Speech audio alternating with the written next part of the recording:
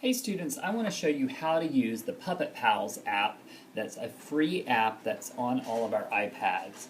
If you scroll through and look for this icon, it's red with blue clouds, it'll say Puppet Pals underneath. You just click on it to open it up, it'll give you the title screen and then eventually get you to the main menu.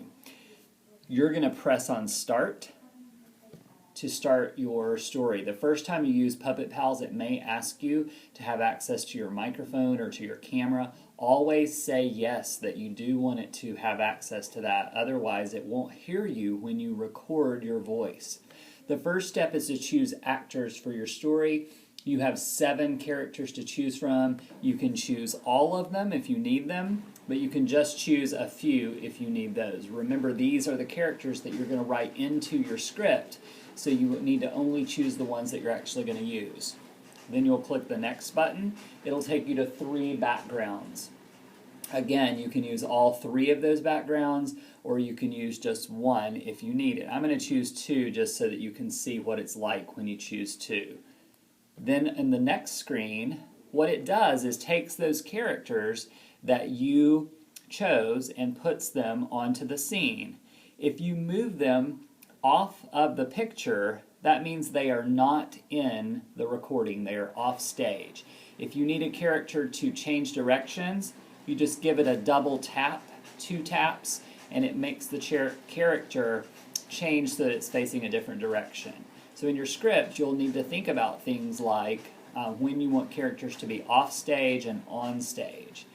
At the top, you have 2 chords. You'll have as many chords as you have backgrounds. So if I click on one of those, it changes my background for me. So you'll also, in your script, need to know when you're going to change the background from one to the other. When you're ready to record, you click the recording button at the top, and it starts recording only what is inside this frame. So as I move characters in, I can move them around, and every movement I make and every sound I'm making right now is being recorded. You also can use pincher fingers to make your characters bigger or smaller on the screen. Again, if you needed to change, you could change the background and move in new characters. You can pause along the way if you need to get those set changes to happen, and then press record again to continue talking. When you're totally done, you press the stop button at the top, and then you have a save button. It's a little disc with an arrow on it. When you click that, it's going to ask you to give your story a title. Once you give it a title, you say save, and then it says success. Your show was saved successfully.